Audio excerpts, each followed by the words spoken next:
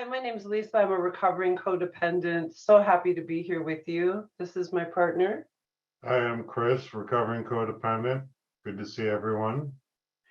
And so we are here to talk about service, and we're hoping that it's going to be a little bit different. We were both committed to not making this boring because a lot of people, we think some of the myths about service is that it's doldrum and boring. And we really want to dispel some of those myths. That was one of the goals that we had.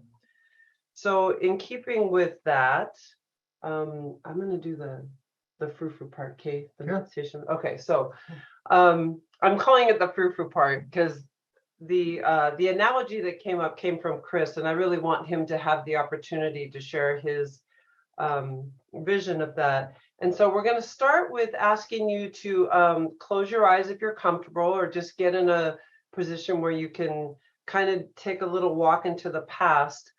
Many of us learned how to ride bicycles when we were little.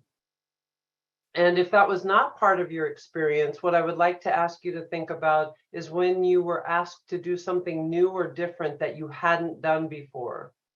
And so I am going to go with the bicycle analogy to start off. So if you can remember when you first got a bicycle, and in the US, we call them training wheels. I don't know if they call them something different in other countries, but it's an extra set of wheels so you don't fall over. And a young child can ride with those and ride without any help.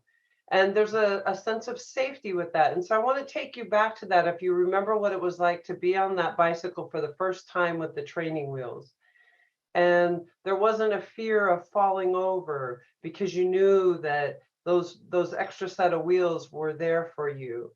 And if you can have a sense of that, I want to shift over to the people who maybe didn't do the bicycle thing and think about a time when you had to do something new or different. And maybe you had somebody standing by coaching you or guiding you. And this may even be as an adult when we have to learn a new skill. I know that when I first started learning computers, I had somebody sitting right by me because I was not born with technology. That came much later. And so just having that sense of that there was safety built in. There wasn't a fear or a sense that, it was going to go terribly wrong because that was built in. So if you have that sense in mind, I'd like to shift over to Chris, and he's going to talk about the analogy as we're going to relate it to service. So, when I was young, and some of the pictures that I see in the movies and on TV, when you've got a young child learning to ride a bike, and they kind of pull back and you see the training wheels, and then you also see the pads on the elbow and the helmet to keep it safe. You've got the parent or older sibling that is there kind of right there guiding you. Well, in service, for me, that kind of image, that kind of feeling came in when I first started doing service at my group. Whether it was setting up the tables or doing the rearranging. When you're sitting there at the table and somebody says, well, gee, the person who's going to read, something happened, they aren't here. So maybe I can get the script out and I can start, I can read and share the first readings of the meeting and stuff like that. These are bits and pieces of service, and they are valuable, and it's a safe place. A lot of these people in the room that I started, I got a chance to meet them, over the course of weeks or months before I started doing service. But it was there wasn't much tension. Things were pretty well laid out. There was a sense of safety, and there wasn't that much risk to do service in that space. Okay, maybe you have a fear of speaking in public. That was not something that I ever struggled with, but I know some people have. But when you're in a room at your home meeting, and you've had a chance to see these people around the tables, and then you've started to hear some of their struggles, and you have started to share some of your struggles. There's a connection that forms, and then we're not strangers so much anymore. This is a safe place that we can be authentic. Um, Giving service can be scary to some people, but when you have that sense of safety around you in your home meeting, okay, we can do this. Let's start riding the service wheel. But we have those training wheels that is keeping it safe for us. We're right there. So, I do want to check in with you guys here in the room, because one of the questions that we have that we'd like to hear back from you is, if you have chosen not to give service, for whatever reason, we're not finger pointing. We just want to hear what some of your experiences have been. You know, oh, I'm not going to do this service because of X, or I'm not going to do that service because of Y. Whatever the reason is, okay, again, no finger pointing. We just want to hear some of your hesitations about giving service. So if anybody is willing to share, we'd like to get a couple of ideas here from you guys. So this is from the notes that I took on the answers here. Some of what we heard was, I'm new. I don't know exactly what's going on. I'm not sure what's going on. There isn't anything set up. There was, it sounds like there was some opinions that the people who were doing the service were being codependent, holding on to service, not letting go of it. Then there was the other side that they were doing service, but because they were told to, it wasn't their choice. They were doing service because this is what they were pushed into. So was there anything else that you got out from? No, you're going to share your experience. Okay. So when I look at service in general, I had,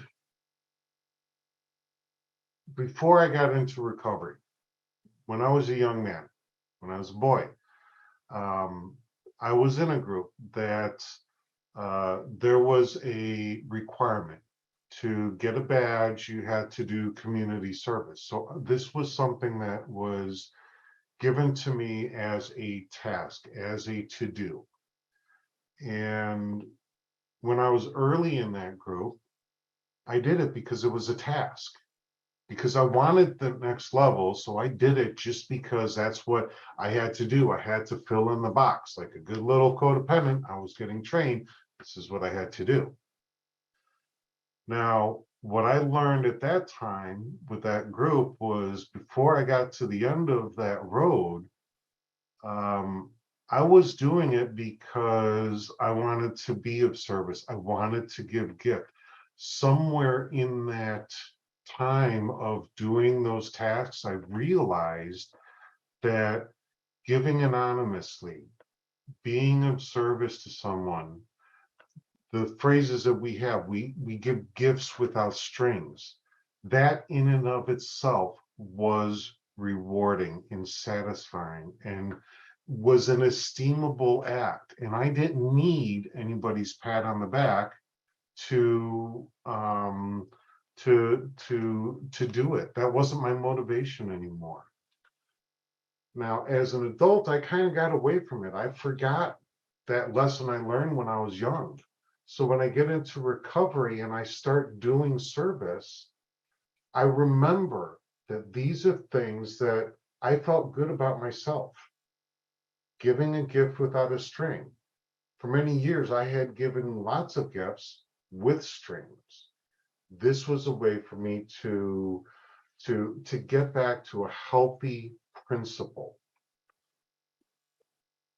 So I'd like to share my experience with strength and hope with serving at the group level. I have been in CODA for a little while, so I have to go in the Wayback Machine to kind of remember the beginning. So when I got into CODA, when I joined CODA, I was 26 years old. I was living in Santa Cruz, and the first meetings that I went to were in a basement in a county building.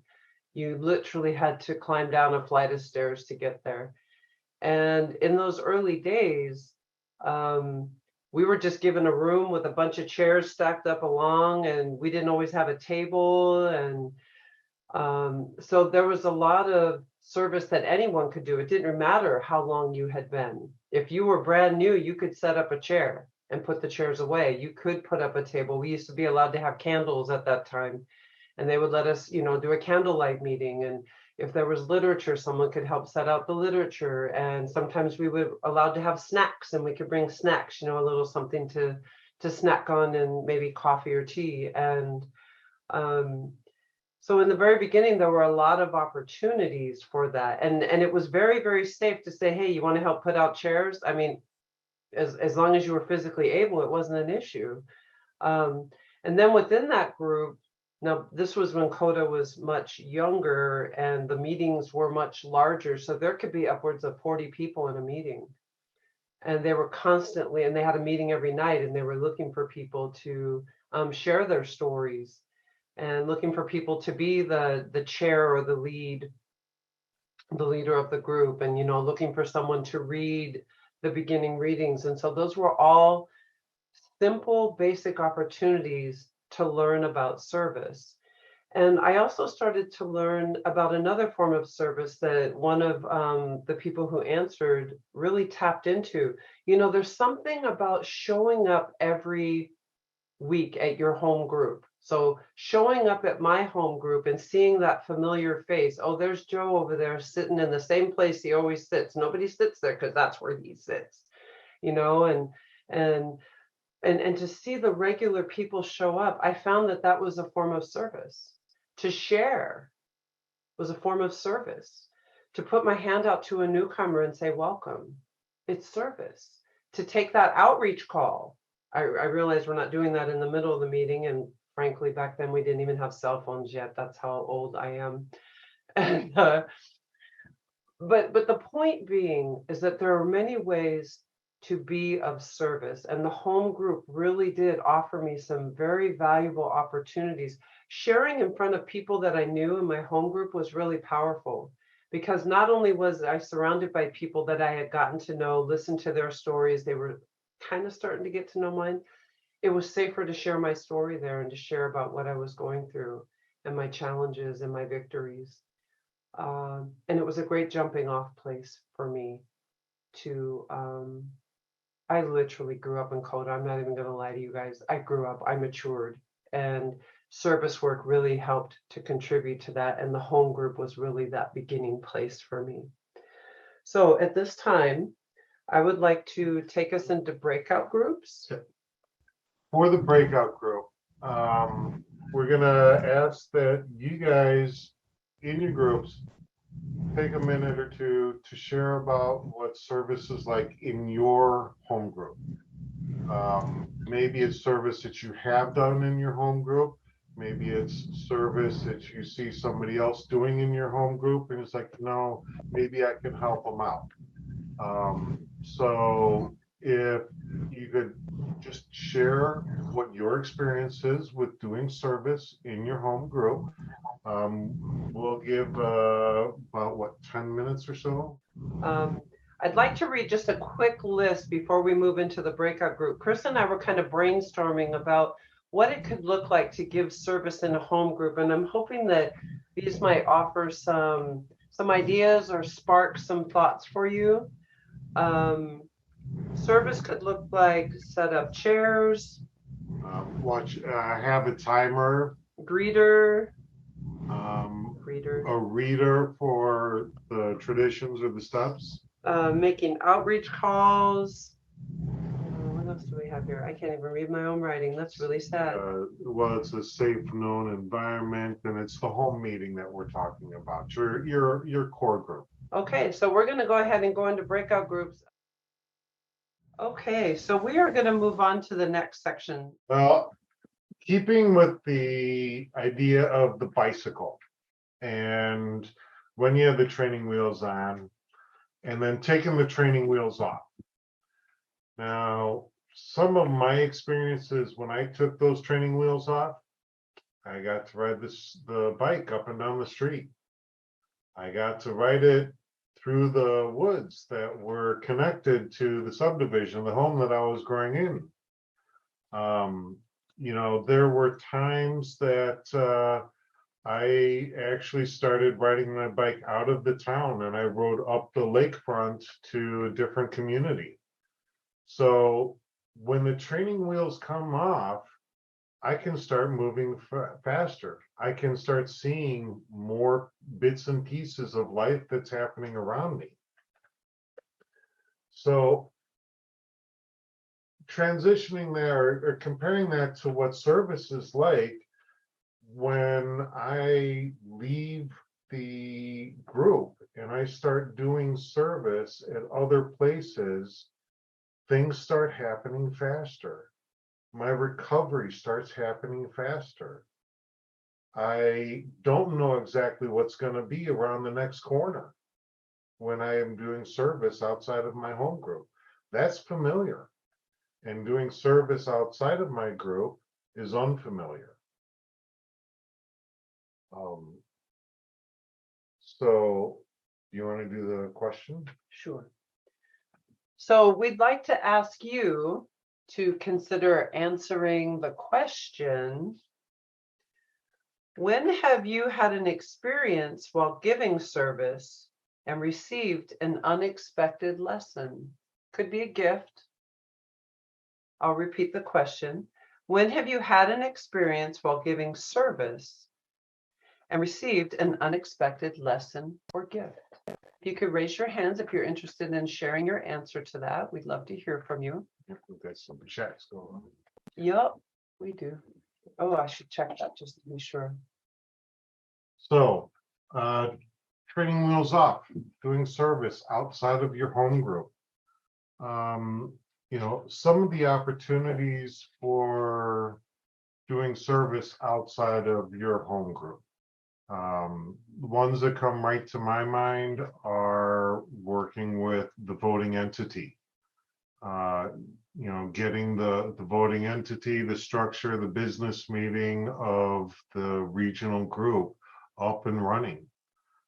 That's one place. You have some ideas? I have a whole list. Okay. Okay. So Chris and I kind of brainstormed again about some different ways that training wheels off, that sort of thing. Sponsorship, outreach calls. You want to read some? Sure. So group service representative from your meeting to the CODA community at large. Doing voting entity work. One of the things that my voting entity does is they have 2 conferences that are coordinated, one in the spring, one in the fall. Committee work. Committee work can happen locally with an intergroup. It can happen with an area or region. It can also happen at the world level. Go ahead. Speaking at events. That's when you share your story, you're sharing your experience, strength, and hope. And who knows who's going to hear what that they need to hear.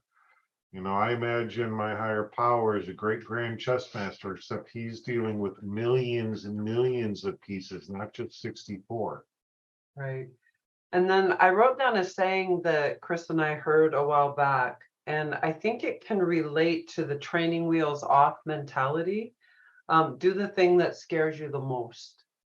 Quite often that can be the pathway, or part of the pathway, I should say. I'll speak for myself. It's been part of my pathway in taking on other positions outside of my home group. Okay, so at this time, how to choose what's best for the individual. We're going to share about our first times. So the first time that I gave service outside of my home group was I was asked to speak at a retreat weekend in my home group or my home state of Illinois. Um, it was extremely humbling for me because I had only been in CODA for about a year and a half, and I had only shared in breakout groups. And some of what I had picked up on and um, started to practice in my life caught the eye of one of the committee members, and I was asked to speak. I didn't even realize I was the keynote speaker until I was actually there. So, it was extremely humbling to recognize that, to see that somebody else had seen such growth in me that they wanted to put me up there and share what I was doing, how was it working. And it was a very esteeming act to say, I don't know what's happening, but something's happening, this is what I'm doing. And I have so much gratitude for that event in my life. It was a turning point of being on stage for what I had earned, instead of forcing my way up on stage and saying, hey, watch me, watch me. So it was a big transition for me. So what I want to share for myself was when I came into CODA, as I mentioned, I was a young woman, and about 2 years into my time in CODA, I started growing a family. I started having children. And so being of service outside my home group was not really an option for quite a while because my kids were young. And frankly, my sponsor at the time told me that's where my service was at home.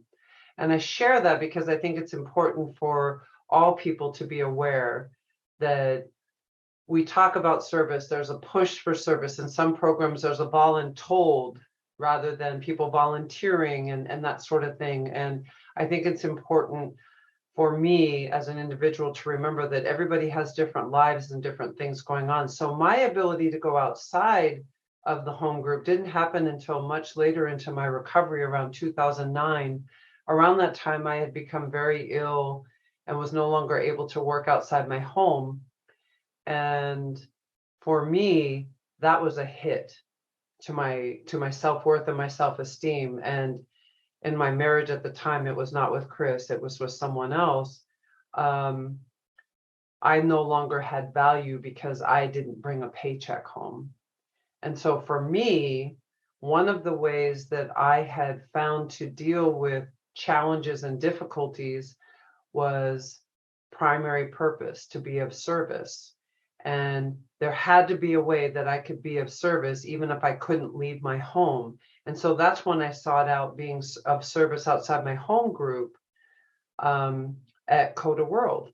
I actually went to the website and I looked for ways that I could be of service to CODA without having to leave my home, because frankly, I was homebound many times. There were times when I wasn't able to walk. I dealt with intense fatigue, and I needed something that could have that level of flexibility.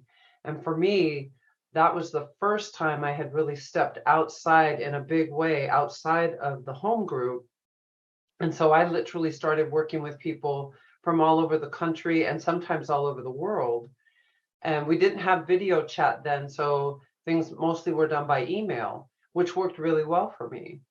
And it fit where I was, and it helped restore a sense of purpose in my life because I felt I had lost that. And it was actually quite a transitional time for me, and transcendent time, because I had to let go of this idea that I had value and worth when I was doing something and bringing in money and all these other sorts of things.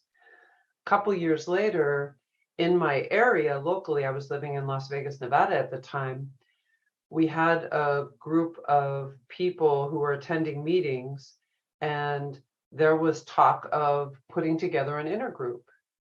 And so this was another opportunity, a little more local, but to visit all of the meetings in our area. We discovered that some of the meetings didn't know other meetings existed. We found out meetings didn't even know that there was such a thing as coda literature. I mean, it was quite shocking.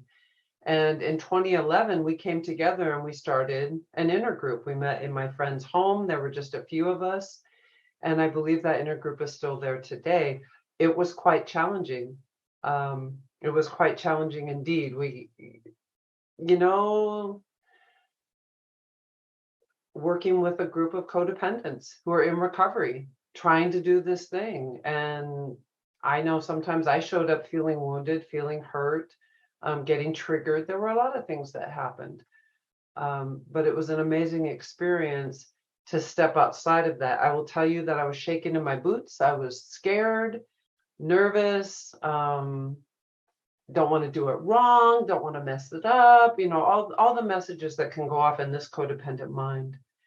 And something that I didn't get to talk with you about, but related to the, you know, the training wheels off thing, is that sometimes I think of when the training wheels are off that I'm on a tandem bike with my higher power at the front doing this. You know, I'm not the one steering, I'm helping to pedal, but my higher power is the one who's kind of steering. And when I think of service outside of the home group, it has that sense for me, you know, that my higher power is there with me. I'm never truly alone. But I am encountering things that I haven't encountered before.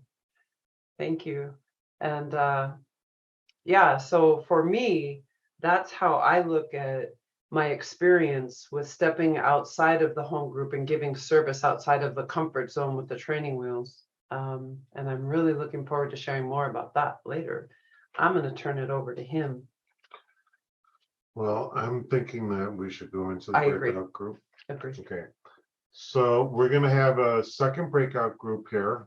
And the question that we have for you to consider and share is, do I have training wheels on my service right now? Or not. Or not? All right.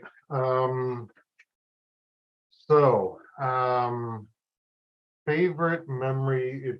So what we figured we would do at this point is share, each of us would share our favorite memory of doing service. And then we'll open it up for Q&A about service. If you have questions, if you want to hear our perspective, we'll be happy to share. So my personal favorite memory of service was when I had the opportunity to be on a committee that I flew out to Connecticut to have a face-to-face meeting. It was really, for as much of the country that I have seen, Connecticut actually was not a state that I had ever been to. I had met the committee a number of times on Zoom and had their faces well in my memory banks, but having a chance to meet people outside of my state, doing, and answering the call of what the service conference had come together and said, hey, we want somebody to look at this, and being able to give my 2 cents, and then also practice the tradition of shutting my mouth and listening to other people's perspectives, and the group conscious process and how that happens. I mean, the group conscious process in my home meeting is kind of one way, because there's a couple long times that they kind of guide that, but actually practicing the group conscience, based strictly and solely on what you've heard, what you've shared, other people's experience, your experience, it was really eye-opening to me on a very deep personal level. So with that, I'm complete. Thank you. Thank you, Will. So one of my favorite memories, it's going to seem a little weird that it's my favorite memory, but I hope I'll be able to adequately describe why it's a favorite memory. So in 2011, I was elected to the Board of Trustees, and a year later, I was voted in as the board chair. Scared to death. But, you know, this was during the time when I had been sick, and then I started getting better and was really coming into my own around some of these things. And so we had our first board meeting face to face. And at the first board meeting, we had 2 members who were from the same area. And pretty much they both got triggered at the same time. Tempers were rising. And they started screaming colorful expletives across the room at each other. I'm going to avoid using those colorful expletives, but you might be able to F you pretty much sums it up back and forth about 3 or 4 times. One of them left the room, one of them stayed. And I'm a deer in the headlights. My eyes are this big. I'm going, oh my goodness, what do I do? So we took a little bit of time to talk it through with everybody who was in the room. And then the person who had left came back in. And that person was absolutely convinced that we would kick him off the board. And I remember sitting there and I looked at everyone around the room and I said, we don't shoot our wounded. And it was in that moment, I realized that sometimes the still suffering codependent is sitting in the room with me. And that was a powerful realization. And as a result of that realization, that board at that time had made a commitment to do a group inventory annually to help head off some of these things that were happening, because we found out that there was some dysfunction that was going on that had been passed on to us. This is what everybody had been doing, and it really wasn't working. And I really thought about this before I shared it, and I thought, you know, as ugly as it was in that moment, the beauty of what came out of it was so powerful for me, and it has stuck with me all these years. And I continue to remind myself when these types of things happen that the still suffering codependent is often in the room with me, in the room with us. And if I can remember to have that level of compassion for others and for myself as well, it sure makes it a heck of a lot easier to do this work that we do when we talk about service work at different levels. And so I'm very grateful to have the opportunity to share that with all of you. And that pretty much concludes what we have to present. I want to thank you for the opportunity to share our perspective on service and what it's meant for us. And we'd like to open it up for question and answer time if there are questions. If you would like to share, given the time that we have left, we would ask that you keep it to just a couple of minutes so that multiple people could share if they wish. So do you want to call on people? Do you want me to call on people? Sure, What are we gonna do? I'll call. And Okay. I saw Amy throw her hand up, so. Well, we did our best to try and come up with an image that was relatable. So congratulations. I mean, that's a heck of an achievement. That's like going right from crawling or from scooting your boot to walking out without skip the toddler part. So yeah, we figured it was an easy enough image to come up with. At some point, that's kind of why we had the second image. At some point, there's a coach that was sitting there that was giving you a safe space to practice, to try something new, so that you could make mistakes, that you wouldn't get injured so much with the training wheels. But then later on, the coach has to go. You have to do it on your own. So it's you caught us. You were the small minority that skipped right over those training wheels. And that's why I also wanted to bring up that at some point in our lives as people, I believe we've had the opportunity to do something new or different. We've been, even in school, there's a progression of difficulty as we move on in our lessons.